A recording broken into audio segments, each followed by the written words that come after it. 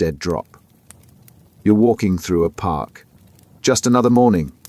You pause by a bench, tie your shoe. Your hand brushes the underside of the seat. There's something there. Taped. Small. You palm it, pocket it, keep walking. No eye contact. No words. Nothing happened. This is a dead drop. Two people exchange materials without ever meeting. The location is set in advance. The timing is coordinated. Done right, no one watching would know anything changed hands. The power is in the separation.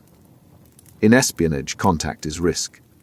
Every meeting creates a window for surveillance. Every conversation leaves a pattern. A dead drop eliminates that entirely. The person leaving the package never sees the person retrieving it. They operate hours apart. By the time one arrives, the other is gone. The mechanics are simple. Choose a location. Public enough to blend in, hidden enough to avoid discovery. A hollow tree. The back of a mailbox. A crack in a wall. The agent leaves the package and marks a signal. Chalk on a lamppost. Stones arranged a certain way. The handler sees the signal, retrieves the package. No faces. No words. No words. During the Cold War, operatives on both sides used dead drops across Berlin, Moscow, Washington. Microfilm. Cache. Coded instructions. Resistance fighters in World War II did the same, passing intelligence without exposing entire networks. Even now, with encryption and satellites, dead drops still work. They bypass the one thing technology can't eliminate: it, human presence. But it only works if discipline holds. A bad location gets discovered. A missed signal leaves materials exposed. One caught retrieval unravels everything. That's why it's never casual. Rehearsed. Timed. Layered with counter-surveillance. The beauty is the silence. No conversation, no wiretap. No meeting, no cameras. No digital trace. Just information moving between two people who never share the same space. Cut out. You get a message. It's not from your handler. It's from someone else. Someone you've never met. They pass instructions. You follow them. You send a response back through the same person. You never speak to your actual handler. Never see their face. Don't even know if they're in the same country. This is a cutout, a human buffer between an intelligence officer and their source. The cutout severs the direct link. If one side is compromised, the other stays protected. Compartmentalization taken to the extreme. Even people working together don't know each other. The logic is simple. A source gets arrested, they give up the cutout. Nothing more. They can't reveal the handler because they've never met. The cutout gets caught, they know the source but not the network. The handler stays insulated. The chain breaks at one point. The rest survives. This has been standard for decades. During the Cold War, Soviet handlers rarely met sources directly. They used intermediaries. The KGB officer running an American spy might never enter the United States. The cutout handled everything. Dead drops. Payments. Instructions. The source thought they worked with one person. They were part of a system built to survive exposure. Resistance movements relied on this. One captured informant could destroy a cell if they knew everyone. But if they only knew the cutout, the rest stayed safe. The French resistance used couriers who carried messages they couldn't read, connecting people who never learned each other's names. Modern networks still use cutouts, especially in hostile territory. An officer in a surveillance-heavy country risked direct contact. So they use locals, people who blend in, who can move without notice. The officer and source might never be in the same room. Everything flows through the buffer. But there's a cost. Cutouts are human. They make mistakes. They can be turned. They disappear. And without direct contact, verifying information gets harder. You're trusting someone whose loyalty you can't confirm. That's the trade. Security cost control. The more distance you build, the less you can manage directly. But when one broken link collapses everything, distance is what keeps the operation alive. Brush pass. The street is crowded. Rush hour. Bodies everywhere. Two people move toward each other in opposite directions. They don't look at each other. Don't slow down. For a fraction of a second, their hands touch. A folded paper changes ownership.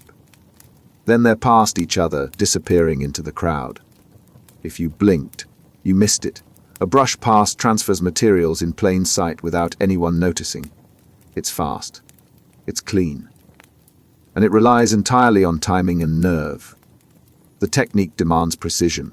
Both operatives know the exact location, the exact time, the exact route. They approach from opposite sides, maintaining normal pace. At the moment of contact, one palms the item to the other. A document, a key, a microchip. The exchange happens in less than a second. Neither breaks stride. Neither glances back. It's used when dead drops are too slow or too risky, when surveillance is heavy but not constant. A crowded subway station, a busy market, anywhere people naturally bump into each other. The chaos provides cover. The crowd erases memory. Dozens of people pass through the same space. No one remembers two strangers brushing shoulders. But it's dangerous. Timing off by a second and the pass fails.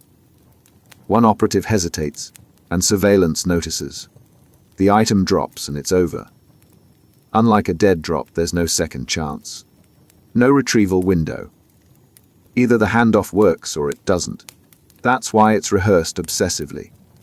Operatives practice the route, the pace, the hand position. They time it down to the step, because in the field there's no room for error. One misstep, and both are exposed. The elegance is in the invisibility. In a world under constant watch, a brush pass hides in human traffic. Two strangers crossing paths. Nothing to see. Nothing to remember. Just another moment in a crowd that never stops moving. Legend. They're asking questions. Simple ones at first. Where did you grow up? What did your father do? What street did you live on? You answer without thinking. You've answered these questions 1,000 times. But then they shift. What was the name of your neighbor's dog? What color was the door? Small details.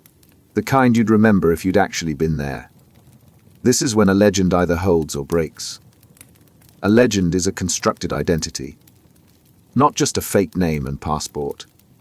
An entire life story. Childhood memories. School records. Employment history. Everything needed to convince anyone asking that you are who you say you are. It's the foundation of deep cover operations, and it's only as strong as the details that support it. Building a legend takes months. Intelligence agencies create paper trails, birth certificates, tax records, utility bills. They fabricate a past that can survive scrutiny. But documents aren't enough. The operative has to internalize the story, live it. Know it so deeply that under interrogation, under pressure, the answers come naturally. That's where it becomes dangerous. Because a legend isn't just memorized facts. It's a psychological shift. The operative starts thinking in character, adopting mannerisms, habits, beliefs. The line between the legend and the real person blurs. Some operatives struggle to come back. They've spent so long being someone else that their original identity feels foreign. Counterintelligence knows this. That's why interrogations focus on small, random details. They're not testing the documents. They're testing the memory. A real childhood is full of inconsistencies, forgotten moments, contradictions. A constructed one is too perfect, too rehearsed. And that's the tell. The fear isn't just exposure. It's losing yourself in the process. A legend strong enough to fool others can fool you too. By the time the mission ends, you might not remember who you were before you put it on. Honey trap. It starts with attraction, a chance meeting, shared interests, flattery that feels genuine, They make you feel seen, understood. Special. The connection deepens. Maybe romance. Maybe just friendship. You let your guard down. You talk. And without realizing it, you're giving them exactly what they came for. This is a honey trap. Seduction weaponized for intelligence. It works because people trust intimacy. A lover, a close friend, someone who listens. These relationships create openings that no amount of surveillance can. You say things in private you'd never say publicly. You share access. Locations. Sigils. Secrets slip out between conversations because trust erases caution. The operative is trained for this. They study their target. Learn what they want. What they need emotionally. Then they become that. Charming. Attentive. Vulnerable in just the right ways. The relationship feels real because parts of it are. But the goal never changes. Extract information, gain access. Exploit the connection. Historically, intelligence agencies have deployed honey traps for decades. During the Cold War, the KGB used attractive operatives to compromise foreign diplomats and military officers. The targets didn't think they were being manipulated. They thought they were in love. By the time they realized the truth, it was too late. The information was already gone. The damage was done.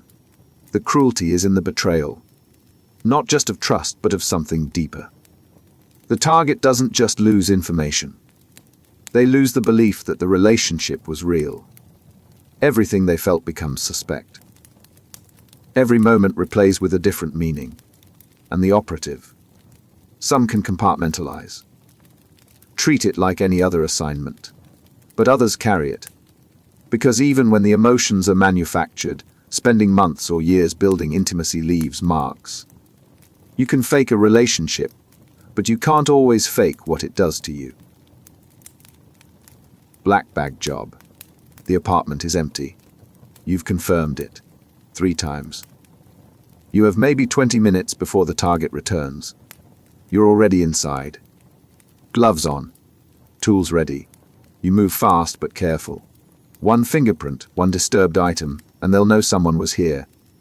A black bag job is covert entry. Breaking into a location to search, copy documents, or plant surveillance devices without the target ever knowing you were there.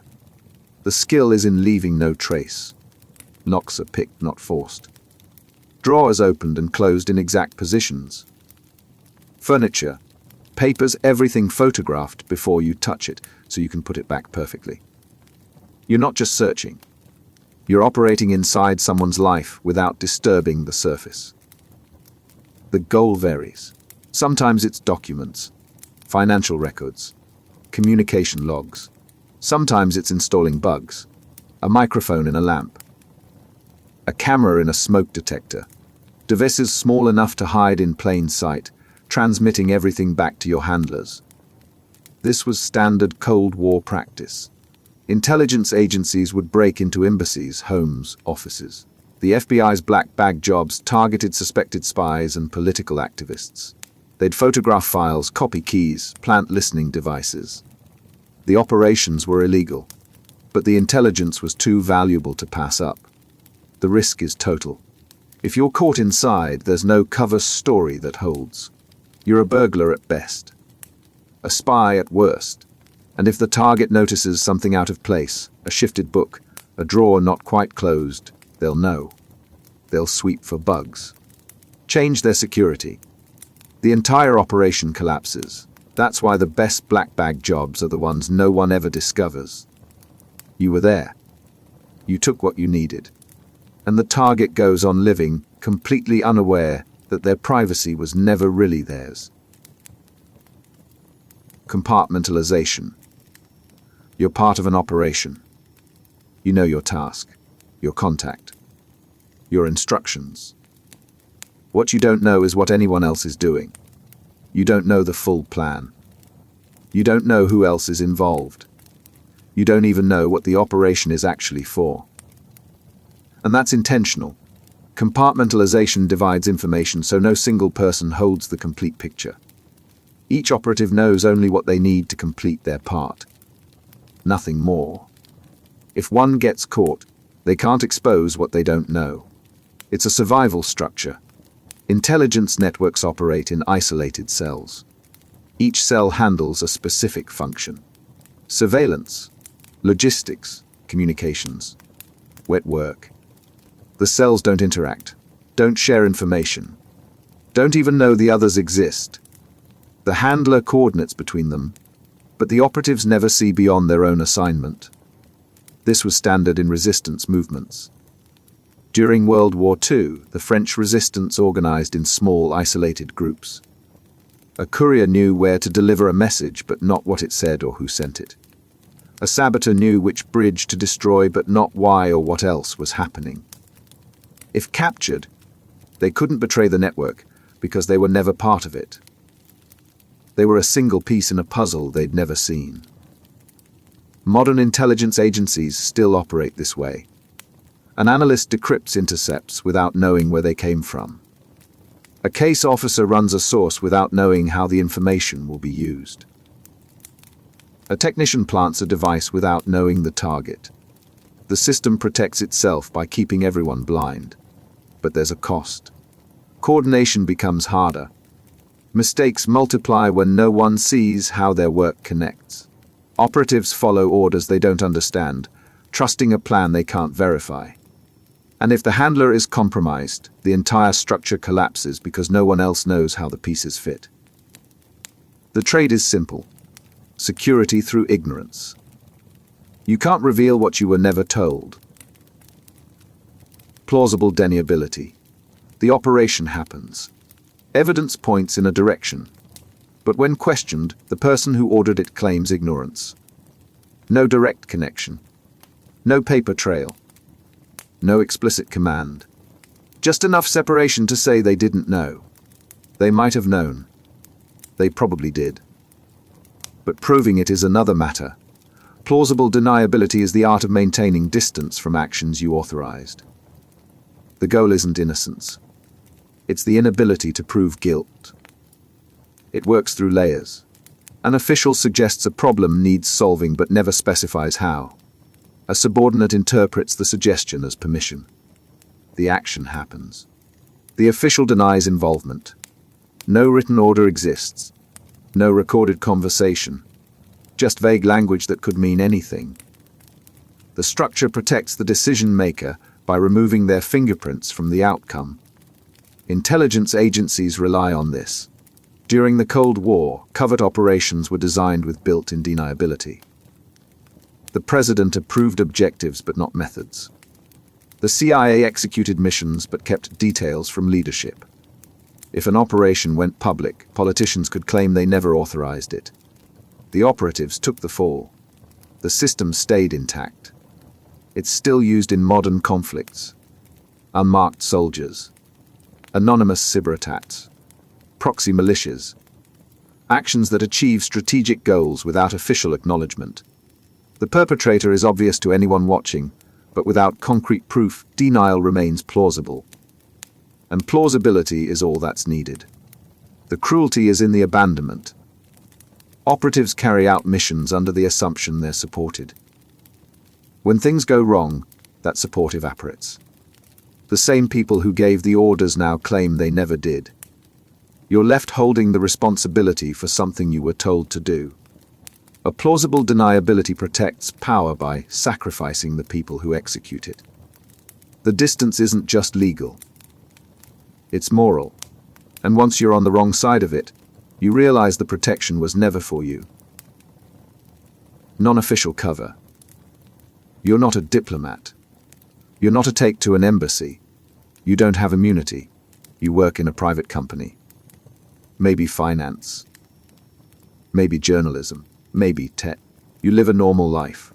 Pay taxes. Have colleagues. Attend meetings. And nobody knows you're an intelligence officer. Non-official cover, now see, means operating without diplomatic protection. No embassy to run to. No official status to shield you. If you're caught, your government denies you exist. You're just a civilian who broke the law. The advantage is access. Diplomats are watched. The movement's tracked. their contacts known. But a business person, a journalist, a consultant, they move freely. They build relationships outside official channels. They go places diplomats can't. The cover provides entry into spaces that formal intelligence can't reach. Building Now-See takes years. You need a real job, real credentials, a believable history. Intelligence agencies create entire companies, front businesses list solely to employ their officers. The operative works there, builds a reputation, establishes legitimacy. By the time they're deployed, the cover is deep enough to survive scrutiny. But the risk is extreme.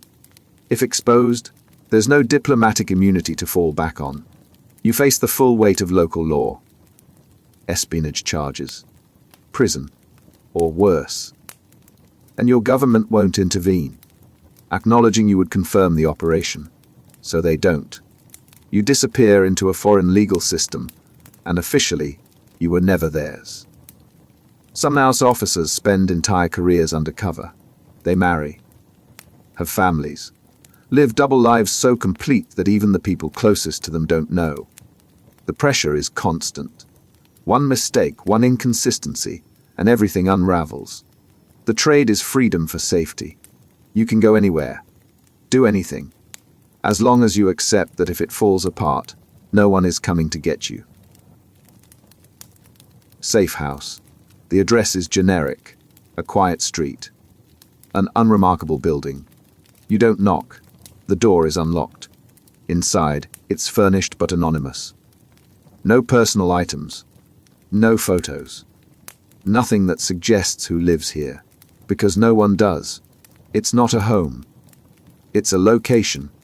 A safe house is a secure space controlled by an intelligence service, used for meetings, debriefings, temporary shelter, somewhere off the grid where operations can happen without surveillance. The point is invisibility. Safe houses blend into their surroundings. Residential neighborhoods, commercial districts, anywhere people come and go without drawing attention. The property is rented under a cover identity. Utilities paid through shell accounts. Neighbors think it's just another rental. They don't notice the quiet comings and goings at odd hours. Inside, the setup is functional. Basic furniture, secure communications equipment, sometimes hidden rooms or escape routes. It's designed for short stays, not comfort. Operatives use it to meet sources, conduct interrogations, plan operations, or hide when things go wrong. During the Cold War, intelligence agencies maintained networks of safe houses across enemy territory. CIA safe houses in Moscow, KGB safe houses in Washington. Scattered backup locations where officers could disappear if compromised. Some were known only to a handful of people, activated in emergencies and abandoned after use. Modern safe houses serve the same function. A place to conduct business that can't happen in public. To debrief a defector without exposure. To coordinate a surveillance team without leaving a trail. To hold someone who can't be held officially.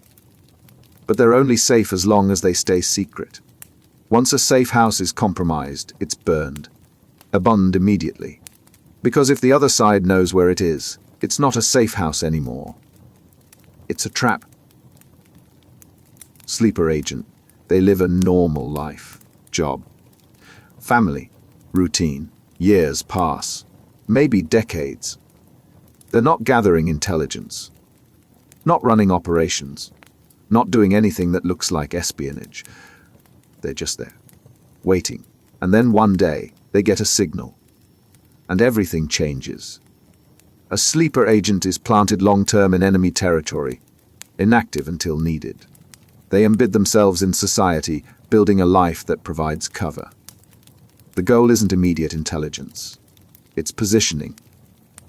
When the time comes, they're already in place. Trusted. Established. Ready to act. The strategy is patience. Intelligence agencies recruit young. Train them thoroughly. Then send them into a target country to live. Not as spies, but as ordinary people. They get jobs, marry locals, raise children, integrate completely. For years, they do nothing, No contact with handlers. No suspicious behavior. They're so deep undercover that even they might start to forget why they're there. But the agency remembers. And when a crisis hits, when a specific capability is needed, the sleeper activates. Maybe they have access to sensitive infrastructure. Maybe they hold a position of influence. Maybe they're just in the right place at the right time. The waiting ends. The mission begins. The psychological cost is severe. Living a double life for years, knowing that everything you've built, your relationships, your reputation, your entire existence, is a constructed lie that could be dismantled the moment you're activated. Some sleepers never get the call. They live and die in cover never used. Others activate and realize they can't go through with it. The life they built, even if it started as cover, became real. And when they do activate, there's no going back. The moment they act, the cover burns. Everything they built collapses. The people they knew, the life they lived, all of it ends. And they're left with nothing but the mission they were always meant for. False flag. An attack happens. A building bombed. A politician assassinated. A cyber attack launched. The evidence points to one group. Their signatures. Their methods. Their motives. The world blames them. Retaliation follows. But the real perpetrator is someone else. Someone who wanted exactly this reaction. A false flag operation is an attack disguised to look like it came from a different source. The goal isn't just the immediate damage. It's the misdirection. Make the enemy believe they were hit by someone else. Let the blame land where you want it. It works through carefully planted evidence. The wrong weapons. The wrong language. The wrong tactics. All designed to mimic another group. Intelligence agencies study their adversaries, learn their patterns, then replicate them.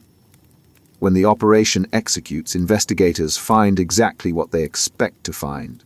The trail leads away from the actual perpetrator. Historically, false flags have triggered wars. In the lead-up to World War II, Nazi Germany staged an attack on its own radio station, blaming Poland to justify invasion. The evidence was fabricated. The attackers were German soldiers in Polish uniforms. But it served its purpose. Public opinion shifted. War followed. Modern false flags are subtler. A cyber attack routed through another country's servers. Propaganda disguised as grassroots activism. Mercenaries wearing unmarked uniforms. The fingerprints point in a direction that benefits the real actor while implicating someone else. The danger is the chain reaction. Once blame is assigned, responses follow. Sanctions. Military action. Diplomatic breakdowns. And the actual perpetrator watches from a distance as their targets fight each other. By the time the truth emerges, if it ever does, the damage is done. False flags don't just deceive the enemy. They weaponize the truth itself. Because once you can't trust the evidence, you can't trust anything. Signal site. There's a mark on the lamppost. Chalk. White. White. A single diagonal line. You pass it every morning on your commute. For weeks, it's been blank. Today, it's not. The line means something. Not to anyone else walking by. Just to you. The operation is active, or it's been compromised. Or there's a package waiting at the dead drop. The mark tells you which.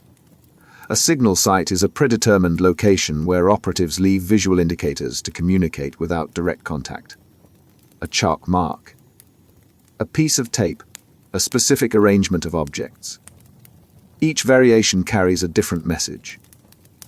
The system works because it's simple, silent, and blends into the environment.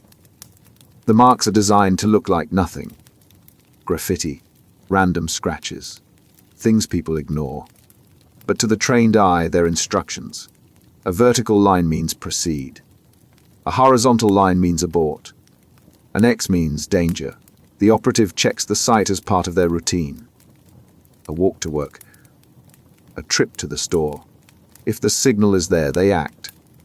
If it's not, they wait, Cold War operatives used signal sites extensively. A tree in a park, a specific bench, a mailbox on a quiet street. The mark would appear, the operative would respond, and within hours, the mark would be erased. No conversation, no phone call. Just a symbol that meant everything to the people who knew how to read it. But signal sites are fragile. If surveillance identifies the location, the entire system collapses. They watch, they wait. And the moment the operative appears, they know. That's why signal sites are rotated.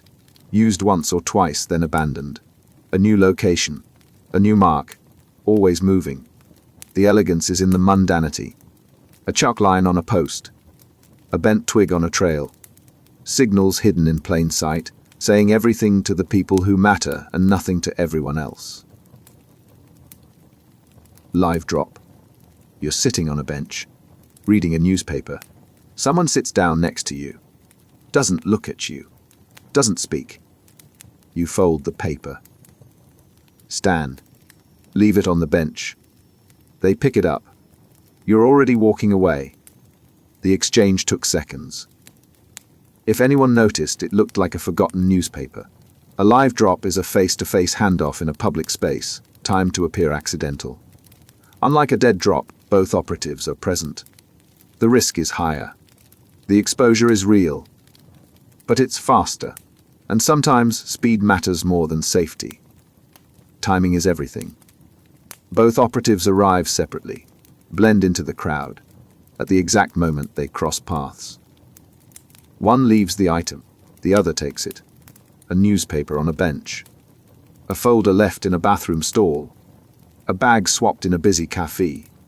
The handoff happens in the open, disguised as ordinary behavior. The technique is used when dead drops are too slow or when the material can't be left unattended. Sensitive documents that can't sit in a hollow tree for hours. Time-critical intelligence that needs to move immediately. Live drops solve the speed problem but introduce new risks. If either operative is under surveillance, the transfer is exposed. Both are compromised. That's why live drops require counter-surveillance. Routes are planned. Escape paths identified. The operatives never acknowledge each other. Never make eye contact. The exchange is choreographed to look like coincidence. A stranger sat down. A person forgot their bag. Nothing deliberate. Nothing worth remembering. Modern intelligence still uses live drops when conditions demand it. But everyone carries the knowledge that if the timing is off, if surveillance is watching, the operation doesn't just fail. It burns both operatives at once. Asset validation. They've been feeding you intelligence for months. Good intelligence. Details you couldn't get anywhere else. They seem loyal. Reliable. But doubt creeps in. Are they real? Or are they working for the other side, feeding you exactly what they want you to believe? Asset validation is the process of verifying that a source is genuine and not a double agent. It's not about trust. It's about proof. Because in espionage, the most dangerous assets are the ones you believe. The first test is information quality. Does the intelligence check out? Can it be verified through other channels? A real asset provides details that align with known facts. But a skilled double agent does too. They mix truth with lies, building credibility before the deception lands. So verification alone isn't enough. The second test is motivation. Why are they helping? Ideology. Money. Coercion. The reason matters because it reveals leverage points. Real motivations are messy, complicated. A double agent story is often too clean, too convenient. The inconsistencies are subtle, but they're there. The third test is risk. A genuine asset behaves cautiously. They avoid unnecessary exposure. They follow protocols.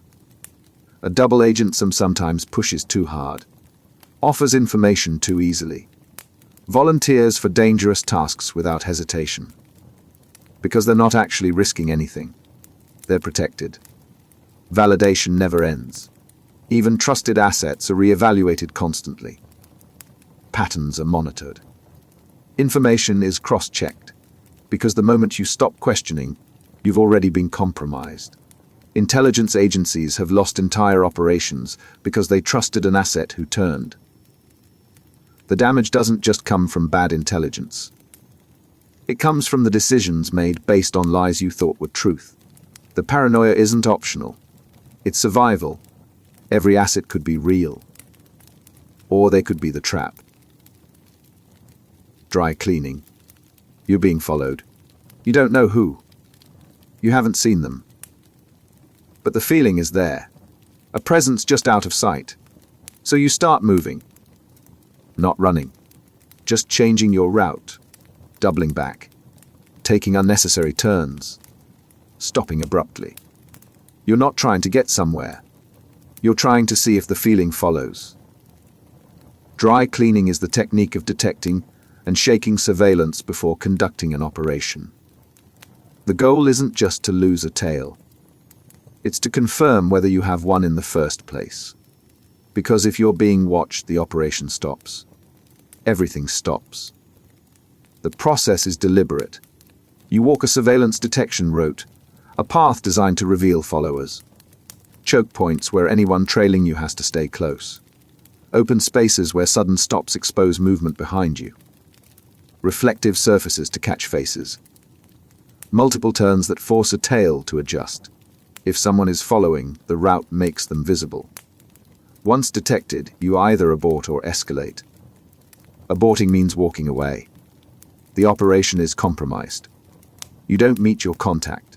Don't retrieve the package. Don't do anything that confirms you're operational. Escalating means actively losing the tail. Crowded subway stations. Entering a building and leaving through a different exit. Switching vehicles. Making it impossible to follow without revealing themselves. Cold War officers practiced dry cleaning obsessively. Moscow rules, the protocols for operating in hostile territory, required multiple surveillance detection routes before any meeting. No shortcuts. No assumptions. If you couldn't confirm you were clean, you didn't proceed. The cost is time. Hours spent walking routes that lead nowhere, just to verify no one is watching. But the alternative is worse. One compromised meeting and the entire network burns. Need to know. You ask a question. A simple one. Where did this intelligence come from? Who's the source? The answer is immediate. You don't need to know that. Not hostile. Not defensive. Just a statement of fact. Your role doesn't require that information. So you don't get it. Need to know is the principle that limits information access to only those who require it to perform their function. It's not about trust. It's about containment. The less you know, the less you can compromise.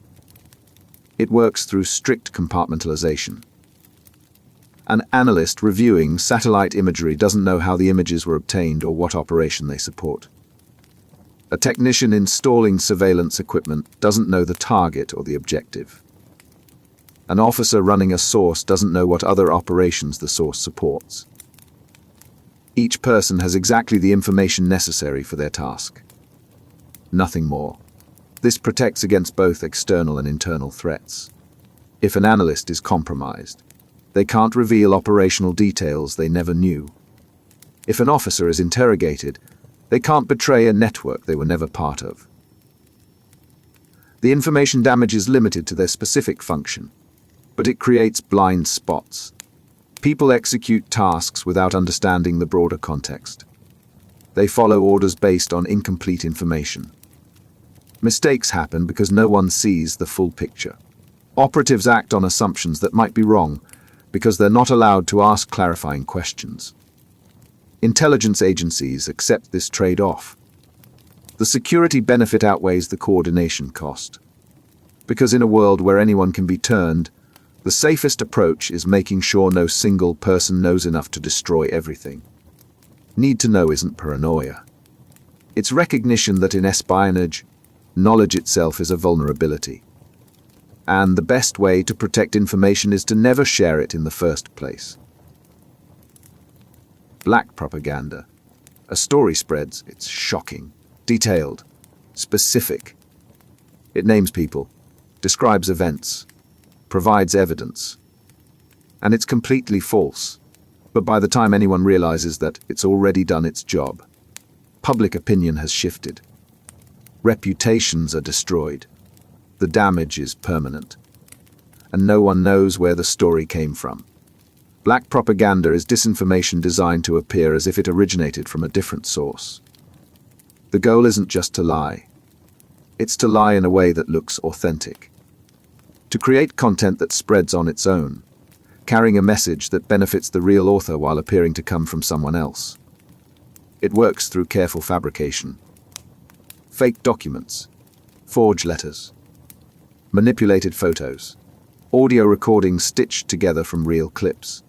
The material looks legitimate because it's built from real elements. Just rearranged, recontexted, turned into something that never actually happened but looks like it did. During the Cold War, both sides deployed black propaganda extensively. The KGB created fake letters from US officials to stir racial tensions. The CIA fabricated Soviet documents to sow distrust among Warsaw Pact nations. The content was designed to be discovered, leaked, and spread. By the time it was debunked, the intended damage was done. Modern black propaganda is even more effective. Social media amplifies false narratives faster than corrections can catch up. A fabricated scandal goes viral. Millions see it. Thousands share it. A retraction might come later, buried in a news cycle that's already moved on. The lie becomes the story people remember. The insidious part is the erosion of trust. When black propaganda is effective, people stop believing anything. Not just the lies. Everything. Because if you can't verify the source, if the evidence can be faked, if the truth is this easy to manipulate, what's left to trust? Black propaganda doesn't just deceive. It destroys the ability to know what's real. Legend building. You need a past. Not just a name on a passport. A childhood, schools attended, jobs held, friends made, addresses lived at, years of history that can withstand scrutiny. Because when someone starts digging, and they will, the story has to hold. Legend building is the construction of a complete false identity. It's not enough to memorize a cover story. The identity has to exist in records, in databases, in the physical world. Birth certificates filed. Tax returns submitted. Employment verified. The deeper the legend, the harder it is to break. Intelligence agencies create these identities from scratch. They establish shell companies that employ the operative, generate utility bills under the false name, create credit histories, rent apartments. The goal is to build a paper trail that looks lived in. Real. Because investigators don't just ask questions. They check records. And if the records don't align, the legend collapses. But documents alone aren't enough. The operative has to internalize the identity. Know the street they supposedly grew up on. Remember the name of their childhood dog. Recall details that only someone who lived that life would know. Under interrogation, under pressure, the answers have to come naturally. Hesitation reveals the lie. Some legends take years to build. An operative might live undercover for a decade before they're activated. During that time, they're not gathering intelligence. They're becoming someone else. Building relationships. Establishing credibility. Creating a life that's so thoroughly documented and so deeply lived that no one questions it. The danger is forgetting who you were before. Living a lie long enough makes it feel real. And when the mission ends, some operatives struggle to return to their original identity. Because the person they became wasn't just a cover. It was a life. Surveillance footprint. Every action leaves traces. A phone call log. A credit card transaction recorded. A camera catching movement. A pattern in travel. You think you're operating clean, but the footprint is there. Small. Scattered. But readable to anyone trained to see it. A surveillance footprint is the collection of traces an operation leaves behind. The goal of good tradecraft is minimizing it. Because even if no single trace gives you away, enough of them together form a picture. And that picture reveals what you're doing. Digital footprints are the most dangerous. Phones ping towers. Computers log IP addresses. Electronic payments create timelines. An operative using their real phone near a dead drop site, even once, creates a link. That link sits in a database, waiting. When investigators piece together an operation, they pull records, cross-reference locations, match timestamps. The footprint becomes a map. Physical footprints matter too. Security cameras, witness sightings, license plate readers. An operative photographed near a signal site. A car registered to a cover identity spotted repeatedly in the same area. Each sighting is a data point. Individually meaningless. Collectively damning. Reducing the footprint requires discipline. Burner phones used once and discarded. Cash transactions. Avoiding cameras. Changing routes. Never repeating patterns. But zero footprint is impossible. The goal is making the traces too scattered to connect. Counterintelligence analysts specialize in reconstructing operations from footprints. They don't need to catch you in the act. They just need enough traces to prove you were there. And in the digital age, those traces are everywhere. The question isn't whether you left a footprint. It's whether anyone is looking for it yet. Provocation Operation. An incident occurs. Minor. Strange. Just enough to get attention. A diplomat's car is followed too closely. A low-level operative receives a threatening message. Property is vandalized. It feels targeted, deliberate. And the other side reacts. Exactly as planned. A provocation operation is designed to trigger a response. Not to gather intelligence directly, but to force the target into action. And in acting, they reveal themselves, their methods, their networks, their priorities. The technique works because organizations respond to threats predictably. A provocation creates pressure. That pressure demands a reaction. Security gets tightened. Communications increase. Personnel are moved. And all of that activity creates intelligence opportunities. The response exposes what the provocation was designed to uncover. During the Cold War, intelligence agencies ran provocations constantly. The CIA would stage incidents to see how Soviet security responded. The KGB would apply pressure to suspected Western agents to see who they contacted for help. The provocation itself was disposable. The value was in watching what happened next. Modern provocations are subtler. A fake defection offer. A planted rumor. A suspicious approach to a target's associate. The incident generates anxiety. That anxiety forces communication. And communication, when forced, is sloppy. People make mistakes, use insecure channels. Contact handlers they're supposed to avoid. The risk is escalation. Provocations sometimes trigger responses that spiral beyond control. A minor incident becomes a diplomatic crisis. A test becomes an actual threat. And once the provocation is set in motion, controlling the reaction becomes difficult. But for intelligence work, the gamble is often worth it. Because sometimes the only way to see how a system works is to poke it and watch what breaks. Mole hunt. Operations are failing. Information is leaking. Sources are being arrested. The timing is too precise to be coincidence. Someone inside is feeding the other side. You don't know who. You don't know how long. But the damage is real. And until you find them, nothing is secure.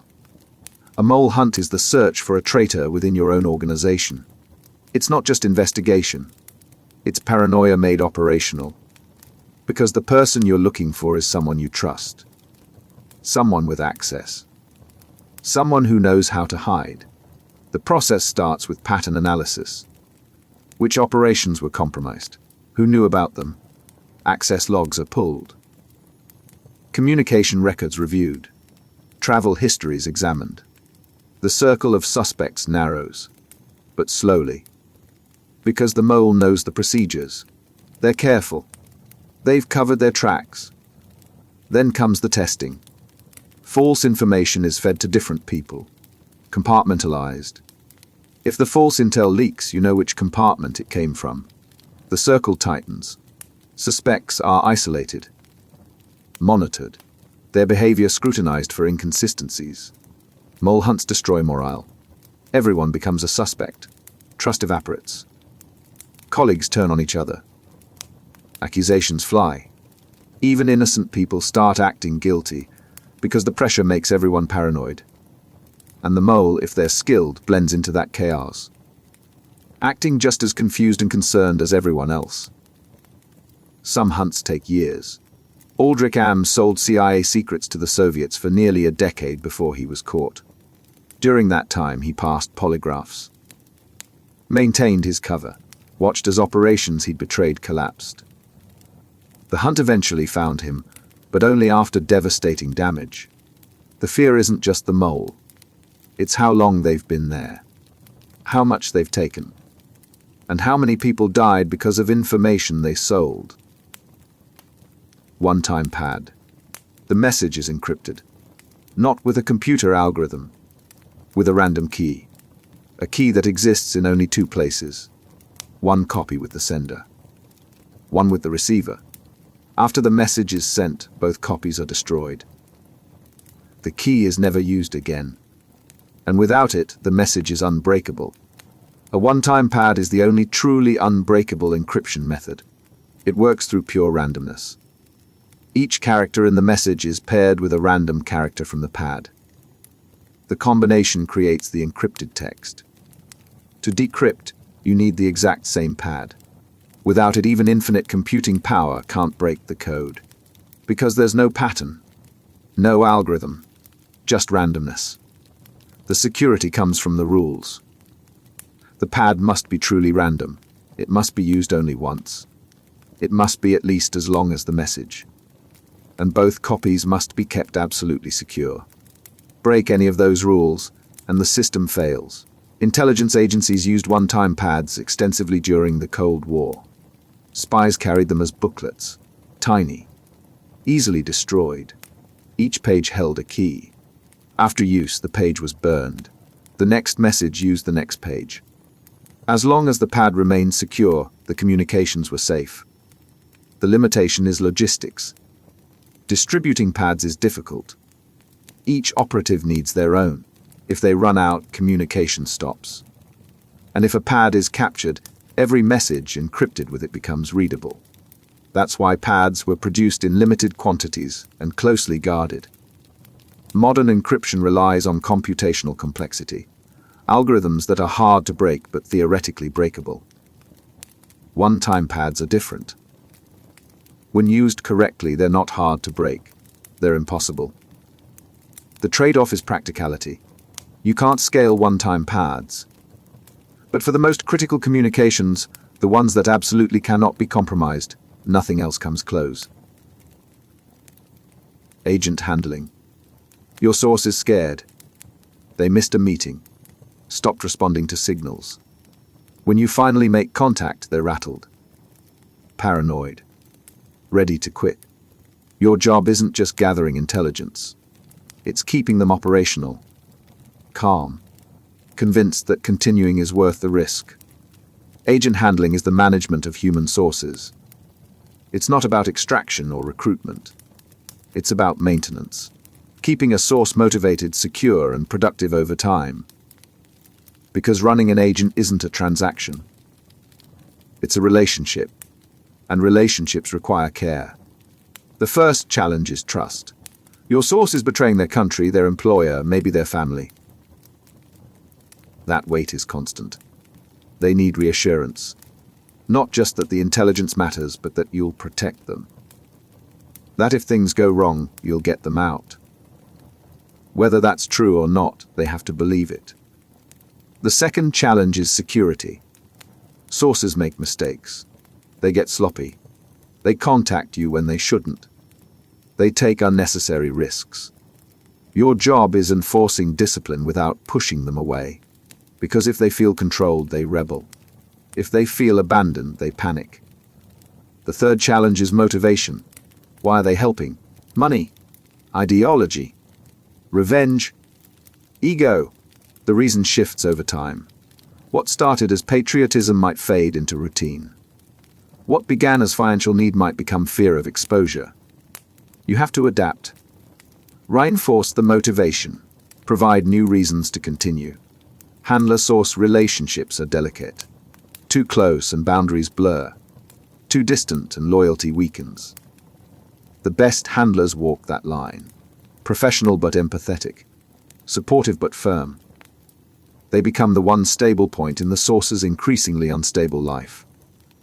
And when a source is finally compromised, arrested, or killed, the handler moves on. A new source. A new relationship. Because in intelligence work, assets are expendable. The operation continues. And the handler's job is making sure it does. Compromising material. They have photos, or recordings, or documents. Something you did. Something you said. Something that would destroy you if it became public. They don't threaten directly. They just let you know it exists. And suddenly, every decision you make is shaped by the knowledge that they're holding it. Compromising material, compromat, is leverage built from secrets. It's not blackmail in the traditional sense. It's control through the threat of exposure. The material sits there, unused, until the moment it's needed. And that possibility alone is enough to change behavior. Intelligence agencies collect it methodically. They identify vulnerabilities, financial problems, affairs, illegal activity, embarrassing associations, anything that could damage reputation or career. Then they document it. Photographs, audio, video. The evidence doesn't have to be used immediately. It's an investment, filed away until the target becomes useful. Sometimes the material is real. Sometimes it's fabricated. As long as it looks credible, the effect is the same.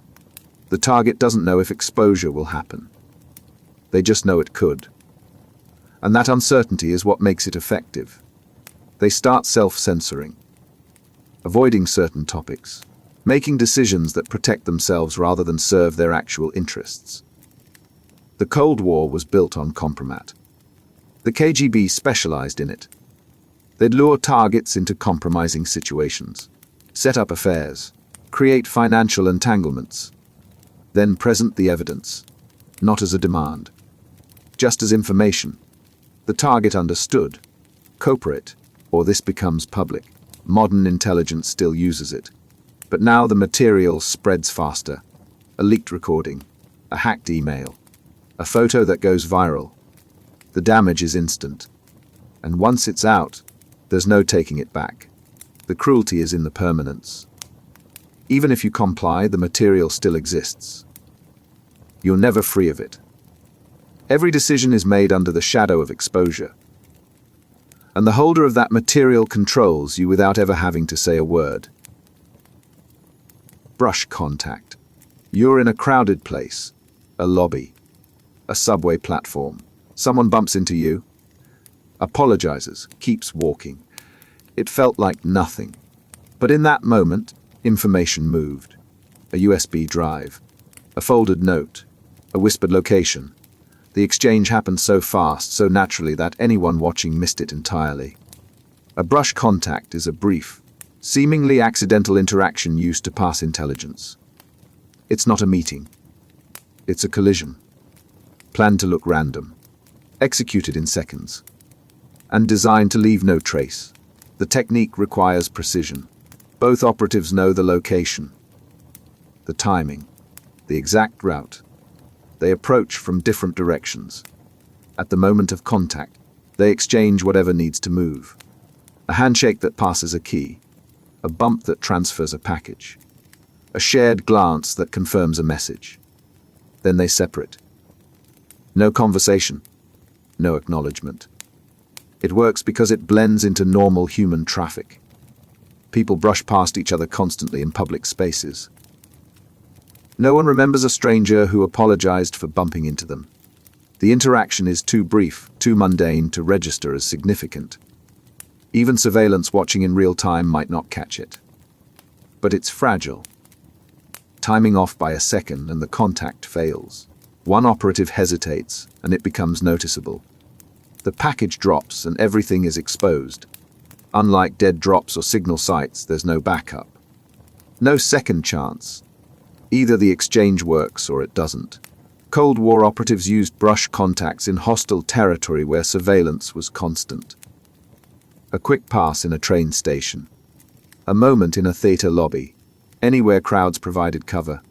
The risk was high, but the speed was unmatched. The elegance is in the invisibility.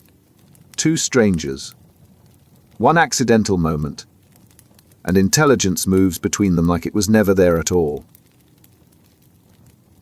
Covert entry. The lock clicks. You're inside. The apartment is dark. Silent. You have maybe 15 minutes before the target returns.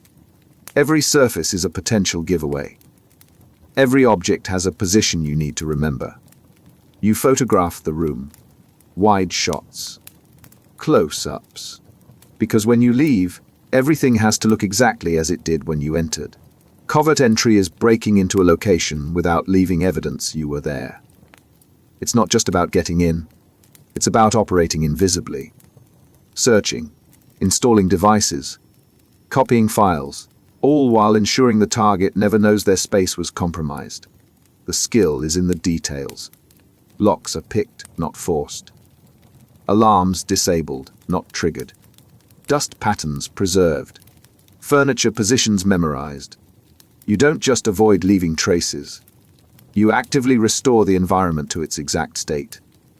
A book moved half an inch gets moved back. A drawer open gets closed at the same angle. The goal is perfection. Intelligence agencies train operatives specifically for this. Lockpicking. Alarm bypass. Evidence collection. Device installation.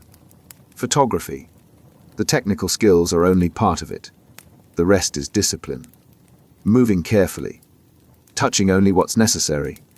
Maintaining awareness of time and surroundings. The operation has a window. The target's schedule creates an opening. You exploit it. Install a listening device in a lamp. Copy files from a computer. Photograph documents. Then you exit. Lock the door behind you. Walk away. And the target comes home to a space that looks undisturbed. But if anything is out of place, a shifted chair, a drawer not quite closed, the target knows. They sweep for bugs. Change their security. The operation burns. All because of one detail you missed. Covert entry is espionage at its most surgical. You were there. You took what you needed. And no one ever knows. Black site. The facility doesn't appear on any map. No official records. No oversight. You don't know where you are. You don't know who's holding you. And no one outside knows you're here. Because officially, this place doesn't exist. A black site is a secret detention facility operated outside legal frameworks. Governments use them to hold people they can't acknowledge holding. No charges. No trials. No rights. Just detention in a location that, as far as the world is concerned, isn't real. The power is in the invisibility. Traditional prisons have records, visitors, legal processes. Black sites have none of that. The detainee disappears. Their location is unknown. Their status uncertain. And without acknowledgement, there's no mechanism for release. They exist in a legal void. Intelligence agencies justify black sites as necessary for high-value targets. Terrorists. Spies. People whose detention would create diplomatic problems if done officially. So they're taken off the books. Held in undisclosed locations. Interrogated without the constraints of law. The practice became public after the War on Terror. CIA black sites in Eastern Europe. Detention centers in Diego Garcia. Facilities that held suspects for years without trial. The detainees had no access to lawyers. No contact with family. No confirmation they were even alive. They simply vanished into the system. The horror isn't just the detention. It's the erasure. When someone is taken to a black site, they're removed from reality. Their existence becomes deniable. And if their existence is deniable, so is everything that happens to them. Some detainees are eventually released. Others are transferred to official prisons. Some are never accounted for. Because when a place doesn't officially exist, the people held there don't officially exist either. And what happens to people who don't exist is a question no one has to answer. Walk-in. They arrive unannounced. No prior contact. No recruitment. They just show up at an embassy, a consulate, a field office. They say they have information, sensitive information. They want to help. And you have to decide in that moment whether they're real or whether this is a trap. A walk-in is someone who volunteers to provide intelligence without being recruited. They initiate contact. They offer their access. And they do it without any prior relationship with the agency. Which makes them either incredibly valuable or incredibly dangerous. The challenge is validation. Why are they here? What's their motivation? Ideology? Money? Revenge? Conscience? The reason matters because it reveals whether they're genuine or whether they're a plant sent to feed disinformation. A real walk-in has messy, complicated motives. A false one often has a story that's too clean. Intelligence agencies treat walk-ins with extreme caution. The person is isolated, debriefed extensively, their information cross-checked against known intelligence, their background investigated. The process can take weeks. Because accepting a walk-in means bringing someone into the network without the usual vetting. If they're real, they're a windfall. If they're a double agent, they're a disaster. History has examples of both. Some walk-ins provided intelligence that changed operations. Others were sent to identify agency personnel or feed false information. The risk is constant. Every walk-in could be legitimate. Or they could be the opening move in a larger deception. But agencies can't afford to ignore them. Because sometimes the person who walks through the door unannounced is the one holding the intelligence you've been trying to get for years. The gamble is whether you can tell the difference before it's too late. Backstopping. Your cover identity looks solid. Passport, driver's license, employment records. But if someone digs deeper, does the story hold? Does the company you claim to work for actually exist? Can they call and verify? Do the tax records align? The addresses check out. Backstopping is the process of reinforcing a cover identity with verifiable supporting documentation and infrastructure. It's not enough to create false papers. The identity has to withstand investigation, and that means building a network of real, functional evidence that proves the lie. Intelligence agencies create entire infrastructures for this. Shell companies with working phone numbers and websites. Employment records filed with government databases. Rental agreements. Utility bills. Bank accounts with transaction histories. The goal is to make the cover identity indistinguishable from a real person's paper trail. The deeper the cover, the more backstopping required.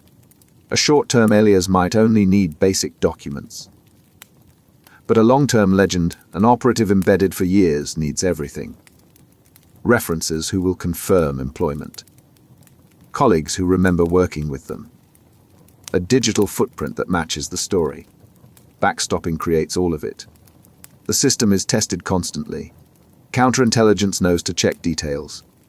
They call employers. Verify addresses. Cross-reference records. If anything doesn't align, the cover collapses. That's why backstopping is meticulous. Every detail has to be real or close enough to real that it passes scrutiny. But maintaining backstopping is expensive. Companies need to stay operational. Records need updating. Phone numbers need answering. The infrastructure supporting the lie requires ongoing resources. And if budget cuts happen, If maintenance lapses, the whole structure becomes vulnerable. Backstopping is the foundation of deep cover work. Without it, the identity is just paper. With it, the lie becomes real enough to survive in a world designed to expose it. Exfiltration. The asset is burned. Their cover is blown. They can't go home. Can't use official channels. Can't show up at the embassy. They're trapped in hostile territory with every security service looking for them. And the only way out is a route that doesn't officially exist. Exfiltration is the covert extraction of personnel from dangerous territory. It's not evacuation. It's a secret operation designed to move someone out without anyone knowing they left. Routes are planned. Safe houses staged. Documents forged. The goal is invisibility. Get them out. Leave no trace. The operation requires precise coordination. The asset moves to a predetermined location. A safe house. A rally point. They're picked up by operatives who've infiltrated the area. Sometimes it's a cart. Sometimes a boat. Sometimes they're smuggled across a border in a shipping container. The method depends on the geography and the threat level. Cold War exfiltrations were legendary. Intelligence officers extracted defectors from behind the Iron Curtain. Routes through forests. Border crossings at night. Fake diplomatic credentials. Some operations took months to plan. One mistake, one checkpoint that asked the wrong question, and the entire thing collapsed. Modern exfiltrations are more complex. Biometric screening at borders. Satellite surveillance. Networked databases that flag suspicious movement. But the principle remains. You move the asset through gaps in the security net. Change their identity. Alter their appearance. Get them to a location where extraction is possible. The risk isn't just for the asset. The extraction team operates in hostile territory. If they're caught, they're not just compromised. They're evidence of an intelligence operation in a foreign country. Diplomatic crisis. International incident. That's why exfiltrations are authorized only when the asset's value justifies the exposure. Some assets never get extracted. The operation is too risky. The timing doesn't work, and they're left to survive on their own. Because exfiltration isn't a right. It's a resource, and sometimes the cost is too high. Elicitation. You're having a conversation. It feels normal. Casual. The person asks about your work, where you travel, what projects you're involved in. You answer, why wouldn't you? It's just small talk. But by the end, you've revealed operational details you didn't mean to share. And you never realized you were being mined for information. Elicitation is the art of extracting intelligence through conversation without the target knowing they're being interrogated. It's not aggressive. It's subtle. The questions feel natural. The context feels safe. And the information flows because it doesn't feel like it's being taken. The technique relies on human psychology. People want to be helpful. They want to seem knowledgeable. So when someone shows interest, asks follow-up questions, seems impressed, they share more than they should. A skilled elicitor knows how to guide the conversation. Flattery. Curiosity, shared frustration, all tools to keep the target talking. Intelligence operatives use elicitation constantly. At conferences, in bars, during chance encounters. They don't introduce themselves as spies. They're consultants, academics, business people. They ask questions that sound innocent. But each answer reveals something. Project timelines, security procedures, personal movements, information that piece by piece builds a picture. The target rarely realizes what happened. The conversation felt friendly. Maybe they exchange contact information. Maybe they'll meet again. They don't know that everything they said was logged, cross-referenced, added to a file, because good elicitation doesn't feel like intelligence gathering. It feels like networking. The defense is awareness. If someone is unusually curious about your work, if they steer conversation toward specifics, if they remember details from previous conversations and build on them, these are signals, not proof, but enough to be cautious. Elicitation works because most people think they have secrets worth protecting. They do. And by the time they realize it, the information is already gone. Pocket litter. Your cover identity says you're a consultant from London. But if someone searches you, what do they find? An empty wallet. A brand new phone with no history. Or do they find receipts from your morning coffee? A gym membership card. A photo of your supposed family. Small, ordinary things that prove you are who you say you are. Pocket litter is the collection of everyday items carried to support a cover identity. It's not just documents. It's the physical evidence of a life. Business cards, loyalty cards, ticket stubs. The mundane details that make a fake identity look lived in. Intelligence agencies prepare pocket litter meticulously. They don't just print a fake ID and call it done. They create a believable pocket ecosystem, a wallet with worn edges, credit cards that have been used, receipts from restaurants in the city the operative claims to be from, a phone with contact names, message histories, photos, everything a real person would carry. The goal is passing casual inspection. A border guard checks your pockets. A security officer asks to see your bag. If the contents match your story, suspicion fades. But if your pockets are too clean, too new, too empty, it raises questions. Real people accumulate clutter. Fake identities, if they're not carefully constructed, don't. Creating pocket litter requires research. What kind of card does a gym in that city issue? What does a receipt from that coffee chain look like? What apps would someone in that profession have on their phone? Every detail has to align. One inconsistency, a card from a gym that doesn't exist or a receipt with the wrong format, and the cover collapses. Operatives update their pocket litter constantly. Add new receipts. Delete old ones. Keep the identity current, because pocket litter isn't static. It's a living cover, and if it stops evolving, it stops being believable. The irony is that the most important part of a cover identity is often the least important looking item in your pocket.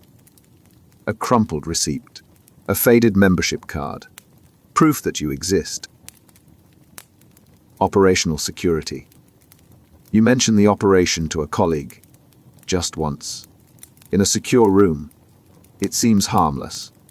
But that colleague mentions it to someone else, who mentions it in an email, which gets intercepted.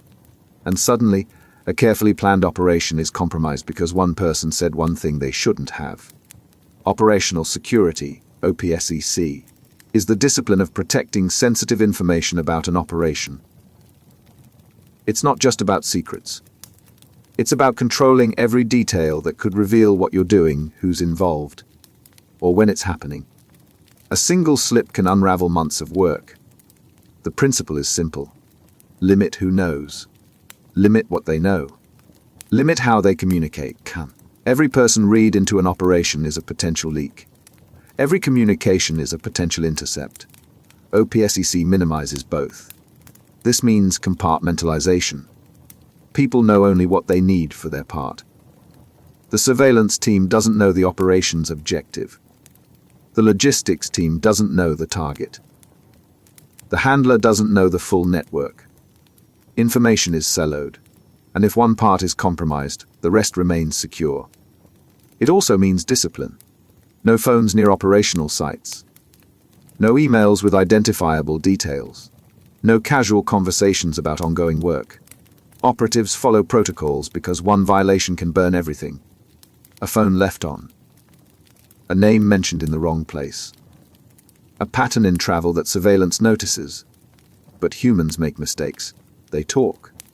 They assume secure channels are actually secure. They get complacent. And every mistake creates exposure. Intelligence agencies run OPSEC audits constantly.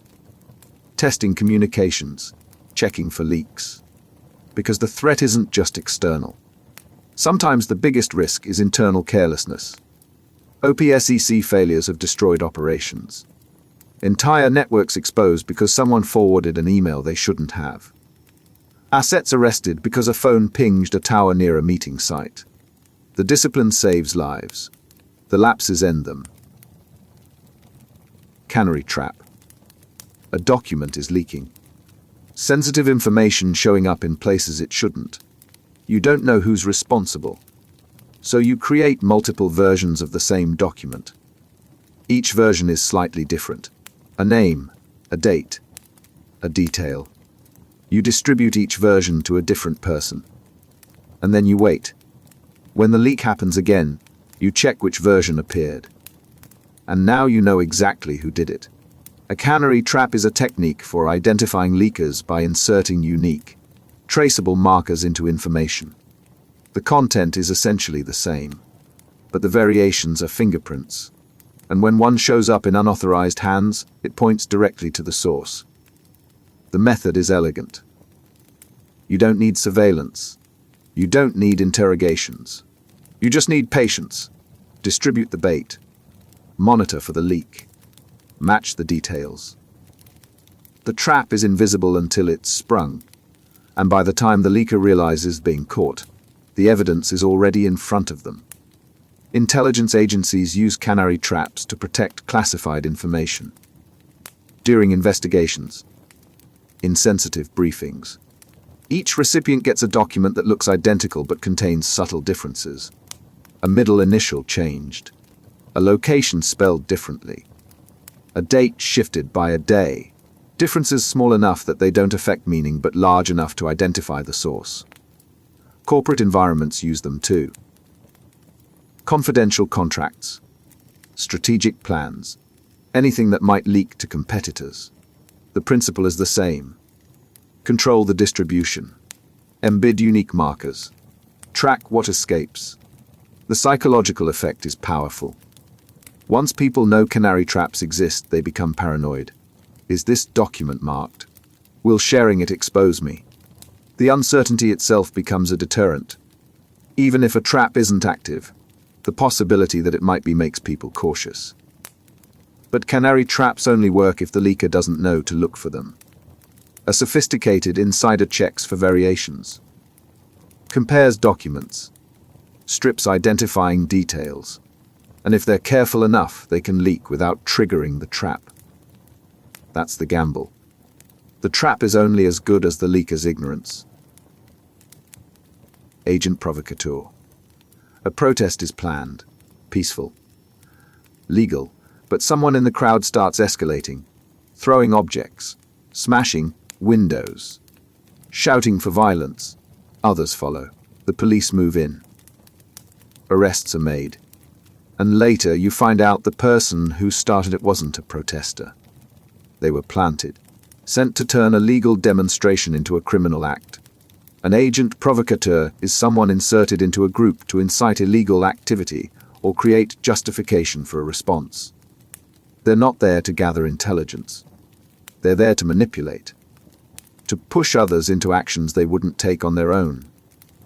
And in doing so, they create the pretext for intervention. The tactic is as old as espionage itself. Law enforcement uses agents provocateur to justify crackdowns. Political operations use them to discredit movements. Intelligence agencies use them to destabilize organizations from within. The agent blends into the group, gains trust, then starts pushing boundaries, suggesting illegal actions, provoking confrontation. The group doesn't know. They think the agent is one of them.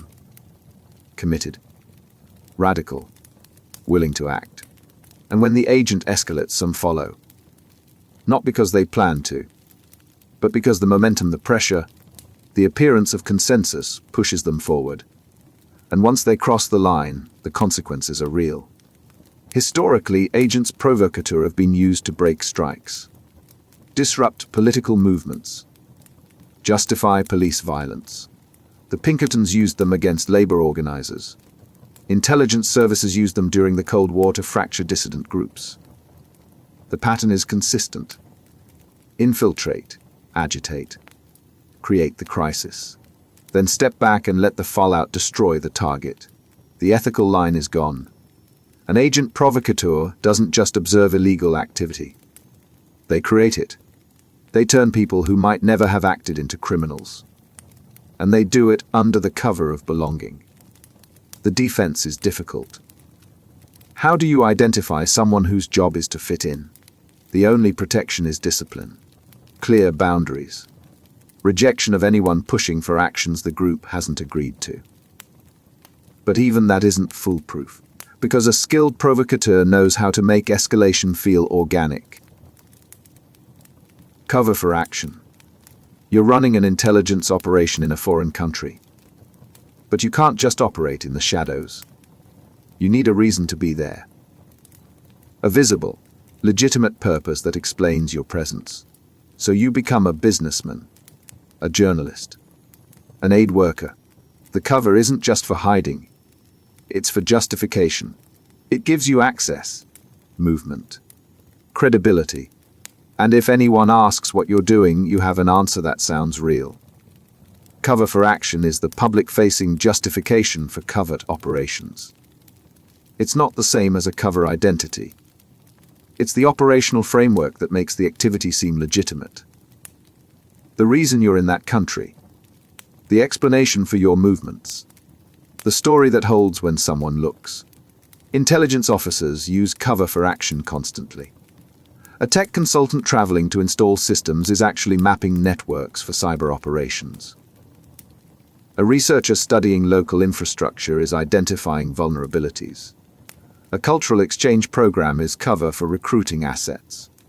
The public activity is real enough to withstand casual scrutiny, but it's designed to facilitate something else entirely. The cover has to be functional. You can't just claim to be a journalist without producing articles. You can't say you're a businessman without attending meetings. The activity has to happen. It has to generate the kind of evidence that proves you are what you claim. Receipts, appointments, deliverables, all of it constructed to support the operational mission underneath. Diplomatic cover is the oldest version. Embassy staff, cultural attaches, trade representatives, positions that provide official protection while allowing intelligence work. But diplomatic cover is limited. Everyone knows intelligence officers operate under diplomatic protection. So it's watched closely. Non-official cover, operating without diplomatic protection, requires deeper cover for action. The business has to be real. The work has to be actual. And if it collapses, there's no immunity to fall back on. You're just someone who lied about why they were there. Cover for action is the visible surface of invisible work. And as long as it holds, the operation underneath stays hidden. Disinformation Channel. The story is false. But it doesn't come from an obvious source. It spreads through trusted channels. A journalist publishes it. An academic references it. A leaked document confirms it. Each step adds credibility. By the time it reaches the public, it's been laundered through enough legitimate-seeming sources that people believe it. And the original lie is now treated as fact. A disinformation channel is the route through which false information is distributed to make it appear credible. The lie doesn't work if it comes directly from the source. It has to pass through intermediaries, people and platforms that lend it legitimacy without knowing they're being used. Intelligence agencies build disinformation channels carefully. They identify outlets that will publish without thorough verification. Journalists who prioritize speed over fact-checking. Websites that amplify sensational claims. Academic circles vulnerable to planted sources. Each channel is a step in the process. The false information enters at one point and emerges somewhere else looking real. The technique is layered. A fabricated document is leaked to a fringe outlet. That outlet publishes it. A more mainstream source picks it up, citing the first publication. Then another source cites the second. Each iteration adds legitimacy. By the third or fourth step, The information has been referenced so many times that it's treated as verified, even though it started as a complete fabrication. Cold War intelligence agencies perfected this. Plant a story in a foreign newspaper. Wait for it to be picked up elsewhere. Reference those pickups in official statements. The cycle creates its own credibility. Modern disinformation works the same way but faster. Social media accelerates the spread. Algorithms amplify engagement. And fact checks, when they come, arrive too late to matter. The insidious part is the channel itself often has no idea it's being used. The journalist thinks they're breaking a story. The academic thinks they're citing a legitimate source. They're not conspirators. They're vectors. And by the time the lie is exposed, it's already done its work. Blackmail Lever. You need someone to cooperate. They don't want to. They have no reason to help you. But you have something on them. A compromising photo, evidence of financial fraud, proof of an affair. You don't threaten loudly. You just make it clear you know. And that knowledge shifts the power. Suddenly, they're considering options they would never have considered before. A blackmail lever is the specific pressure point used to coerce compliance. It's not just having dirt. It's having the kind of dirt that creates leverage. The information has to matter. It has to threaten something the target values more than their resistance. Finding the lever requires research. What does the target care about? Reputation, career, family, security. The lever has to align with their vulnerabilities. A scandal that ruins a politician's career is a strong lever. Evidence that exposes a businessman's fraud is effective. Proof of infidelity that destroys a marriage works if the relationship matters. The threat doesn't have to be used. It just has to exist. Intelligence agencies catalog levers. They identify vulnerabilities in people they might need to control later. Financial problems, legal troubles, personal secrets. The information is filed away, and when the person becomes useful, the lever is activated. Not always as direct blackmail, sometimes as subtle pressure. A hint that exposure is possible, an implication that cooperation would be appreciated. The target rarely fights back, because fighting means escalation. It means the information becomes public, so they comply. Quietly, providing what's asked, doing what's needed, all while pretending it's their choice. The cruelty is in the permanence. Even after compliance, the lever remains. The blackmail doesn't end because you cooperated once. It continues. Because as long as the information exists, the leverage exists. And every future decision is made under that same pressure. Recognition signal. You're meeting a contact you've never seen. A crowded cafe. You don't know what they look like. They don't know you. But you both know the signal. You wear a red scarf. They carry a newspaper folded a specific way. You say a phrase. They respond with another.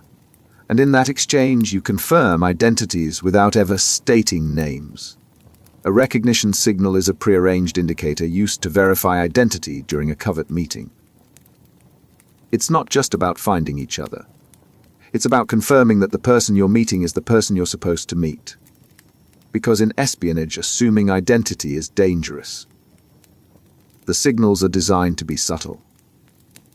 A piece of clothing, a specific object, a phrase embedded in casual conversation. They have to look natural. Someone observing shouldn't notice anything unusual. But to the operatives involved, the signal is unmistakable. It's confirmation, the right person, the right time. The meeting proceeds. Cold War operatives used recognition signals extensively. A chalk mark on a wall meant the meeting was on. A folded newspaper under the left arm meant the contact was ready. A verbal exchange. "Excuse me, is this the train to Munich?" "No, this goes to Hamburg," confirmed both sides. The signals were mundane, forgettable to anyone else, critical to the operation. Modern intelligence still uses them, Digital communication allows for more complex verification. But in hostile territory where electronic communications are monitored, physical signals remain reliable. They can't be intercepted, can't be traced.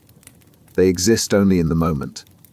And once the meeting is over, they vanish. But signals can be compromised.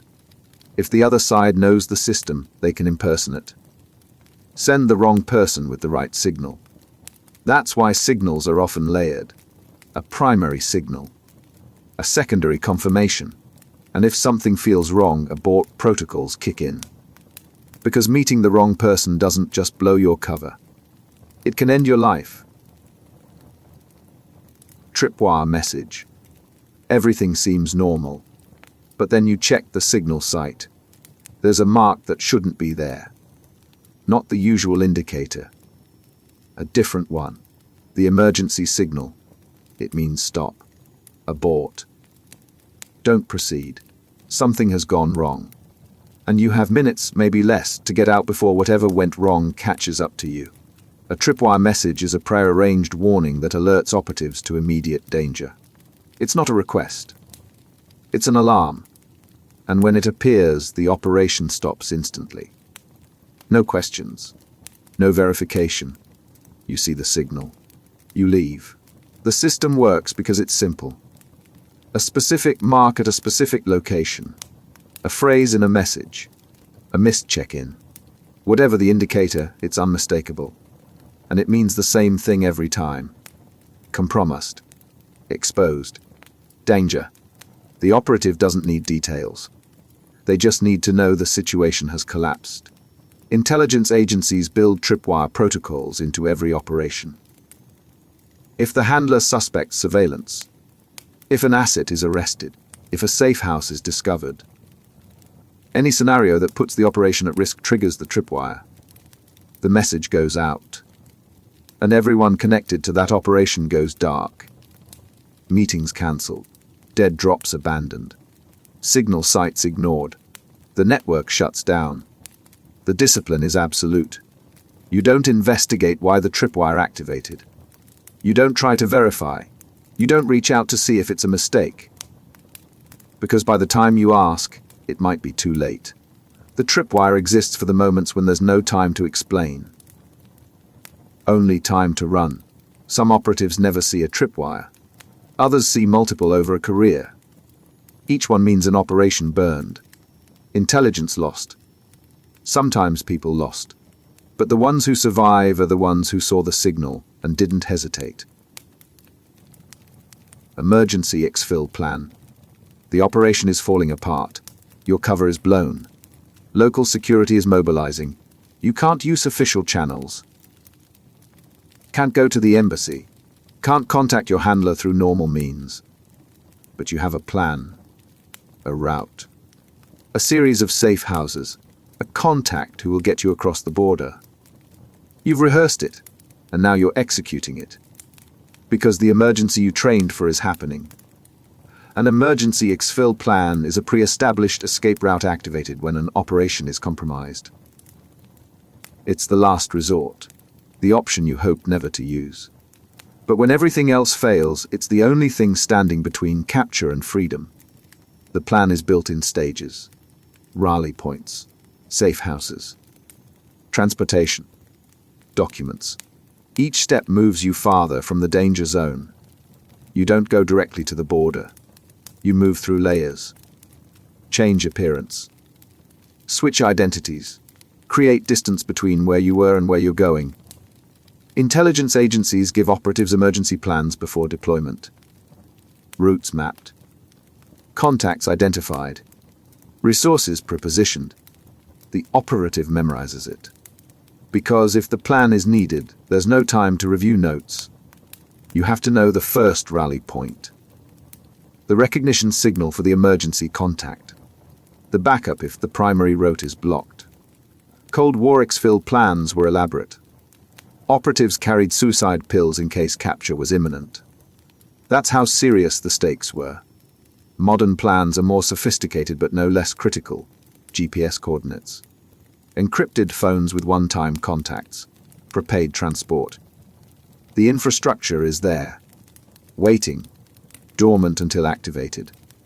But the plan only works if you reach it in time, if security is too close, if the border is already sealed, if the contacts have been compromised. Then the plan becomes irrelevant, and you're on your own in hostile territory with no way out. Emergency exfil isn't about certainty. It's about having a chance when everything else is gone. Denied area operation.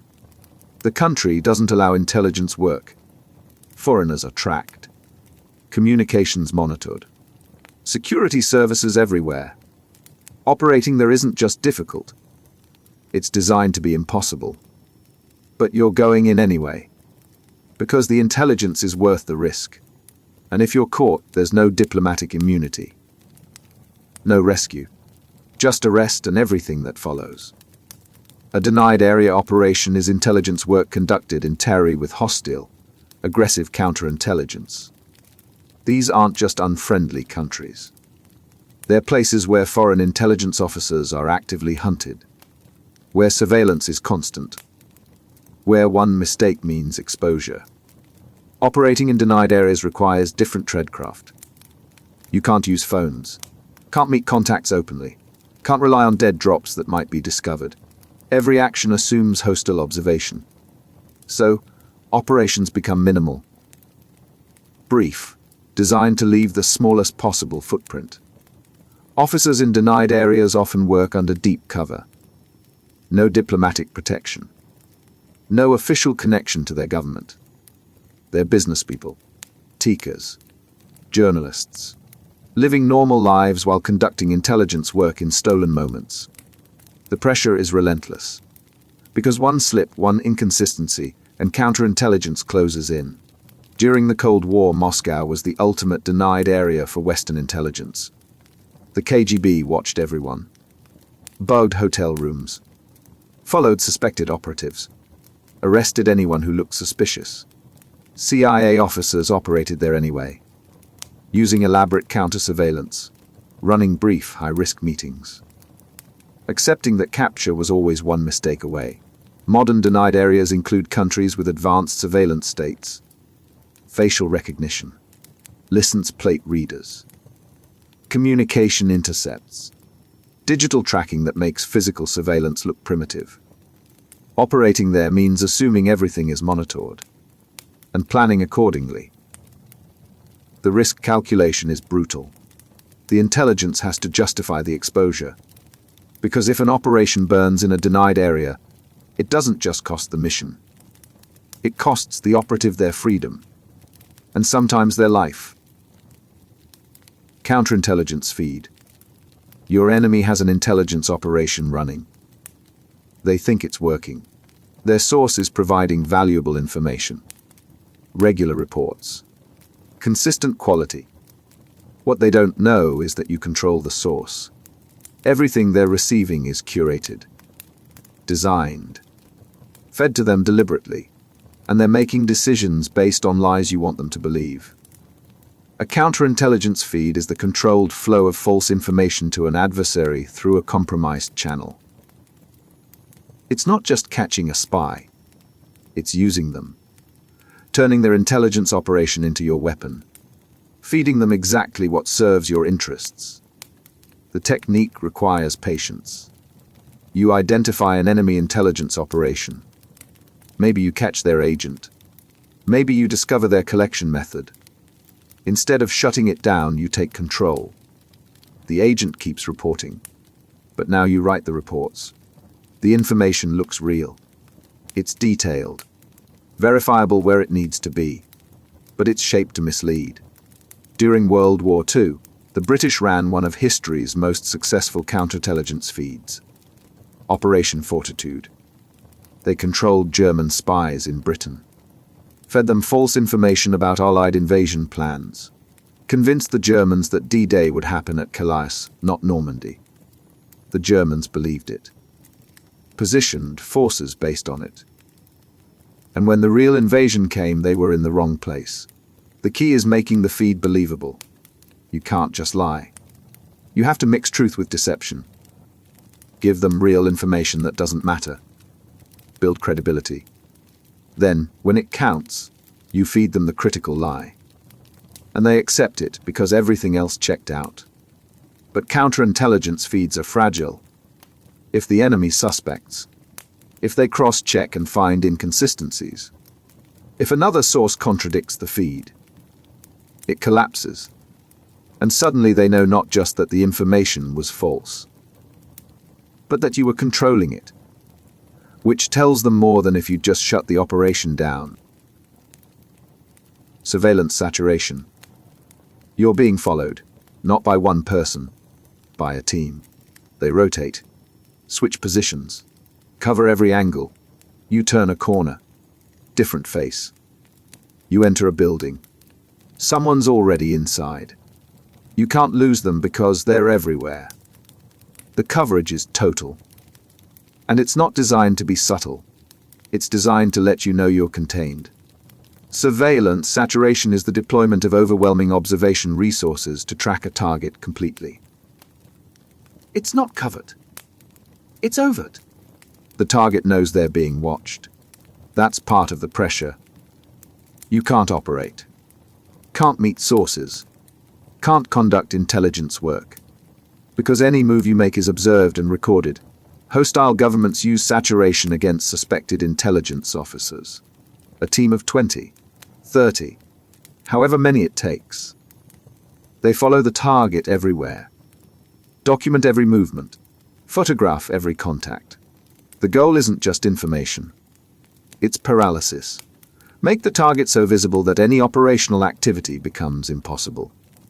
During the Cold War, American diplomats in Moscow experienced saturation surveillance regularly. Walk out the embassy door. Surveillance picks you up. Drive across the city. They follow. Stop at a cafe. They're at the next table. The KGB wanted foreign intelligence officers to know they were boxed in. That attempting contact with a Soviet citizen would expose that citizen immediately. Saturation also sends a message. You're identified. We know who you are. We know what you're doing. It's psychological pressure. Some operatives crack under it, make mistakes, try to shake surveillance and expose their training. Others just stop operating entirely, which is exactly the point. Breaking saturation is possible but difficult. It requires resources, decoys, coordinated counter-surveillance, timing, and even then it's temporary. The moment you surface, saturation resumes. That's why in heavily surveilled environments, operations are designed assuming saturation. Brief, minimal, accepting the constraint rather than fighting it. Burn notice. You're an intelligence asset. You've been working for months, providing information, meeting handlers, building trust. Then one day you get the message. You're compromised, exposed. Your relationship with the intelligence service is now known to the other side, and effective immediately, contact is cut. You're on your own. No support, no extraction. You've been burned. A burn notice is the official notification that an operative or asset has been exposed and is no longer viable. It's not just about ending contact. It's about severing the relationship completely, because continuing it puts both sides at risk. The burned asset becomes a liability, and liabilities get cut. The notice comes through pre-established channels. A signal, a message, sometimes nothing at all. Just the absence of contact when contact was expected. The asset knows what it means.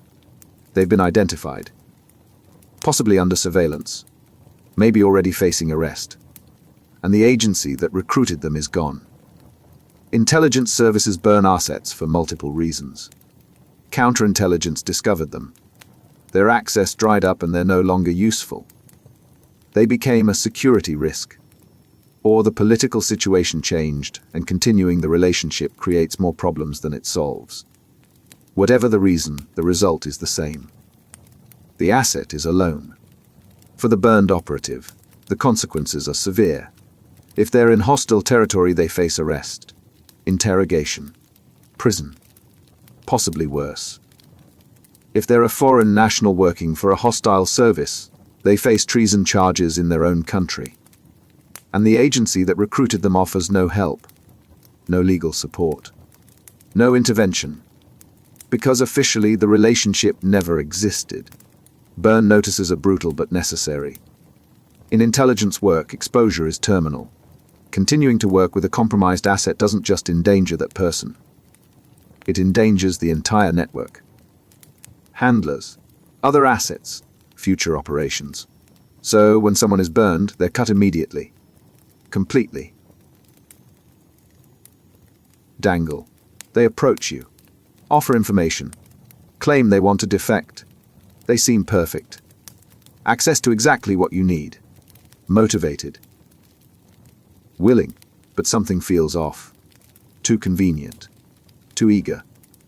And you start to wonder, are they real or are they bait? Sent to see how you operate. To identify your methods. To expose your network. A dangle is a false volunteer presented to an intelligence service to provoke a response. The dangle pretends to be a genuine walk-in or defector, but they're controlled by the other side. Sent to gather intelligence on how you recruit, how you handle sources, who your officers are, and every interaction gives them more. The technique is elegant. You don't have to infiltrate an intelligence service directly. You just offer yourself. Act interested. See how they respond, what protocols they follow, what questions they ask, where they want to meet. All of it reveals operational procedures. And the intelligence service, trying to assess if you're genuine, exposes exactly what you were sent to discover. Cold War intelligence agencies ran dangles constantly. The KGB would send officers to Western embassies claiming they wanted to defect. The CIA would do the same to Soviet officials, each side trying to lure the other into revealing their methods. Some dangles were identified quickly. Others ran for months before either side admitted it was a game. The danger is accepting a dangle as real.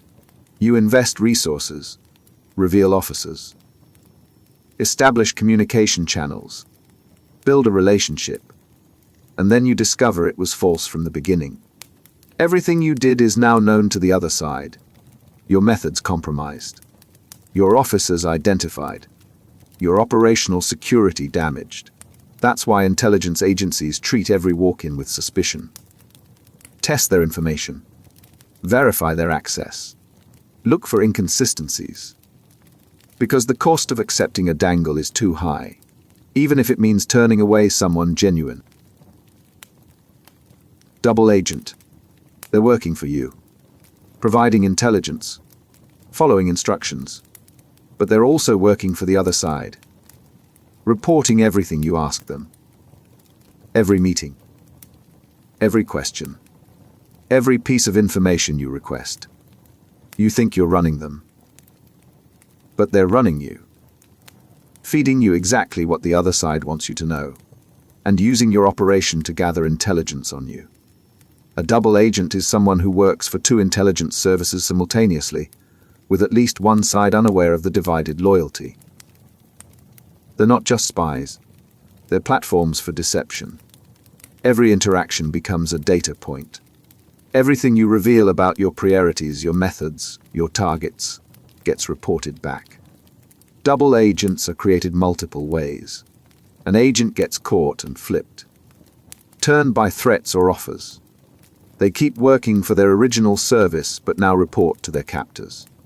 Or someone volunteers to both sides from the start, playing each against the other, collecting payment from both, loyal to neither. The most famous double agents operated during the Cold War, Aldrich Ames, Robert Hanssen. Both worked for US intelligence while selling secrets to the Soviets. For years, they operated undetected, passing information, compromising operations, getting people killed. And their handlers on both sides believed they were loyal. Detecting a double agent is difficult. Their information is good because they have access. Their behavior is consistent because they're trained. The signs are subtle. Information that seems designed to mislead. Operations that fail at convenient moments. Sources that get arrested right after you ask about them. Patterns that emerge only in hindsight. When a double agent is discovered, the response depends on the situation. Sometimes they're arrested. Sometimes they're turned back. Fed false information to pass along. Made into a triple agent. Used to deceive the service they were reporting to. The game has no bottom. Just layers of deception where trust is impossible and verification is everything.